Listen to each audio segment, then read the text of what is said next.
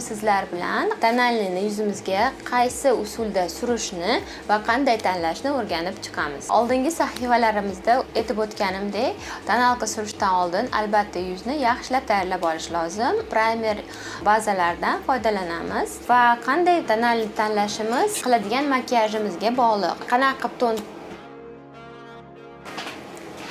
Bugun biz tonalnilar bizda har xil bo'ladi. Chunki agar kunduzgi makiyaj qilsak, biz ko'proq BB CC kremlardan foydalanamiz. Tungi makiyaj bo'lsa, уже silikonoviy, ya'ni qalin tondan foydalanamiz. Ko'proq bu Estee Lauder toni kiradi, Huda Beauty, Fenty Beauty.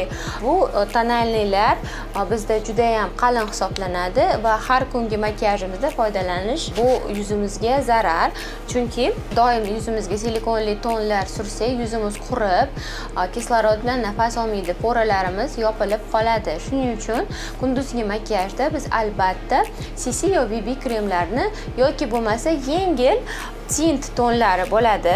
Tint degani, ya'ni bu juda ham yengil suv asosida tayyorlangan bo'ladi. Asosiy komponenti suyuq, ya'ni suvdan iborat tonlarimiz bo'ladi. Estee Lauder esa mana Estee Lauder komponentida silikoni bor. Shuning uchun bu makiyajimizni uzoq vaqt ideal holatda ushlab beradi. Ko'pincha biz fotosessiya, kelinlarni, kechqurungi tadbirlarimiz bo'lsa, biz albatta silikonoviy tonlardan foydalanamiz. Lekin yuzimiz juda ham quruq bo'lsa, unda men sizga bunaqa tondan foydalanishingizni tavsiya qilmayman. Quruq yuzlarga bizda o'rtacha qalinlik tonalnilarimiz bor. Quruq yuzlarga Estee Lauder foydalanish istagingiz bo'lsa, chunki ko'plar tadbirlarga Estee Lauder tonalkasini tanlashadi. Yuzingizni yaxshilab tayyorlab olib sursangiz bo'ladi. Yoki bo'lmasa, ikkita tonalnini aralashtirsa ham bo'ladi. Ya'ni agar biz suyuqroq tonalni, ya'ni suv asosida tayyorlangan tonalnini Estee Lauder bilan aralashtirsak, bizda teksturasi o'rtacha tonalni hosil bo'ladi. Shunda bizda makiyaj ham ko'proq turadi. No yuzimizni Estee Lauderni o'zini surgandagi quritib yubormaydi. Qaysi uslub Endi esa tonalnini qaysi uslubda nima bilan surishimiz mumkinligini aytib o'taman. Men o'zim ko'proq sponjikni yaxshi ko'raman. Tonalnini juda ham xohlasak yengil yoyib, yuzimizga qalin yoymaydi. Agar biz ko'proq qalinroq ton, ya'ni hamma joyimiz yopiq, tiniq, qalin yopilsin desangiz, kistочкаlardan foydalanamiz. Mana bu kistочкаlarimiz tonimizni qalinroq qilib yuzimizga yoyib beradi. Bu esa juda ham yengil, yuqa yoyib beradi. Lekin sponjikimiz albatta nam holatida bo'lishi lozim. Bu kistочка esa duo fibra, ya'ni uchida ozgina bu kistочкаlarga nisbatan qalin zich joylashmagan, bu yoyilibroq joylashgan. Bu kistочкamiz ham tonimizni juda ham yengil, qalinmas yoyib chiqadi. Qalinroq surmoqchi bo'lsak, biz zich joylashgan kistочкаlardan foydalanamiz. Agar yengilroq yuzimizga ton yoymoqchi bo'lsak, biz duo fibra yoki bo'lmasa sponjikdan foydalanishimiz mumkin. Ko'p ayollar qo'lida ham surib chiqishadi, chunki ularga уже o'rganib qolishgan shu uslubga. Lekin siz bir marta sponjik olib, sponjikdan foydalanib ko'rsangiz, sizga albatta bu uslub rosa yoqadi.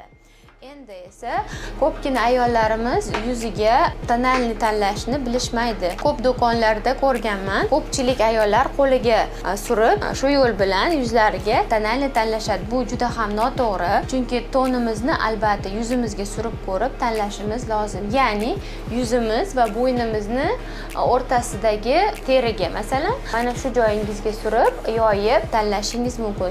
Nimaga bu joyga? Chunki yuzimiz ba'zan bo'ynimiz to'qroq yo ochroq bo'lishi mumkin. Shu oraliqdagi ikkalasiga mos tushadigan rangni tanlab olamiz. Ya'ni bo'ynimiz va yuzimizga tushadigan rangni.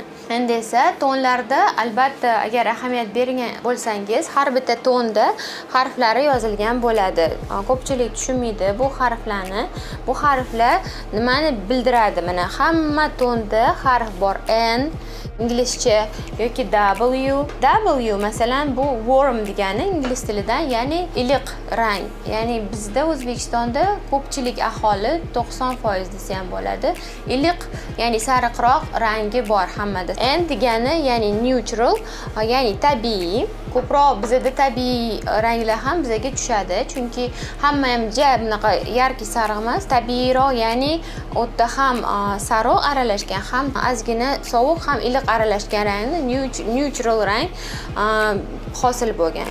Va C rangi bor, bu cool, ya'ni sovuq rang. Sovuq rang bizga uncha tushmaydi, ko'proq sovuq mamlakatlardagi ayollar, qizlarga tushadi, chunki ularning yuzida pushtiroq rang bor. Bizda sariqroq bo'lsa, ularda sal pushtiroq rang bor, ya'ni bu sovuq tonni bildiradi. Shunda olayotganingizda albatta harflarga ham ahamiyat bering. Hozir men sizlarga yuzimning bir tarafini, ya'ni o'ng tarafini kesichka bilan ton suraman, ikkinchi tarafiga esa sponjik bilan foydalanaman.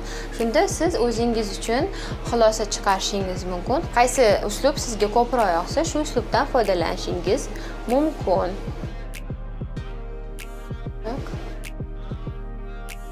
Albatta yuzingizni o'rtasidan chetiga yoyib chiqamiz. Kesichka bilan juda qulay, lekin sal qalinroq yoyiladi sponjikka nisbatan. Hozir ko'rishingiz ham mumkin. Ozgina bo'ynimizga ham yoyib chiqamiz. O'tgan sahifalarimizda ko'rsatganman. Ko'zimizni atrofini juda ham ehtiyotlik bilan, chunki terimiz juda ham yuqa, ko'z atrofidagi teri yuqa bo'ladi. Shuning uchun albatta ehtiyotlik bilan foydalaning kestichkangiz bilan. Bo'ldi, bu tarafimizga surib chiqdik. Endi esa sponjik olib chap tarafimizga surib chiqamiz. Yuzimizni cho'zmaymiz. Cho'zmay ehtiyotlik bilan surib chiqiladi. Ko'z atrofiga juda ham kam suramiz. Chunki terimiz yuqa, aytib o'tganimdek. Sezishingiz mumkin. Hozirdan ko'rinadi, bu qalinroq. Bu tarafim sal tabiiyroq chiqyapti. O'ng tarafimga nisbatan.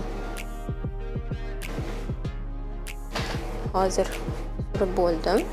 Ozgina ham sponjikda tezroq surasiz. Kestichkaga nisbatan sponjikdan foydalansangiz, vaqtingiz unumliroq bo'ladi, tezroq surib chiqasiz. Lekin kestichkada surishni yoqtiradigan ayollarimiz ham bor. Vizajistlar ham ko'proq menimcha menga o'xshab sponjikdan foydalanishadi. Mana ikki tarafimizga ham surib oldik. Bir tarafimizga kestichka bilan, bir tarafimizga sponjikdan foydalanib tonalni surib oldik. O'zingiz ko'rishingiz mumkin. Kestichka bilan foydalangan tarafim sal qalinroq, sponjik bilan foydalangan tarafim esa tabiiyroq chiqdi. Sponjikda ham qalinroq surish mumkin. Faqat sponjikda 2-3 marta o'tib chiqasiz kerakli joylarini. Qaysi joyga ko'proq surmoqchi bo'lsangiz, 2-3 marta quriganida qayta o'tishingiz mumkin. Lekin kestichka bilan bir martada qalin surib chiqarishingiz mumkin. Mana hozir tonalka surish uslublarini men sizlarga tushuntirib o'tdim. Agar izohlaringiz, yana keyingi loyihalarimizda yangi makiyaj sirlarini yoki biron bir texnikalarni o'rganmoqchi bo'lsangiz, albatta yozib qoldirishingiz mumkin. Mana dasturimiz nihoyasiga yetdi. Xayr, ko'rishguncha.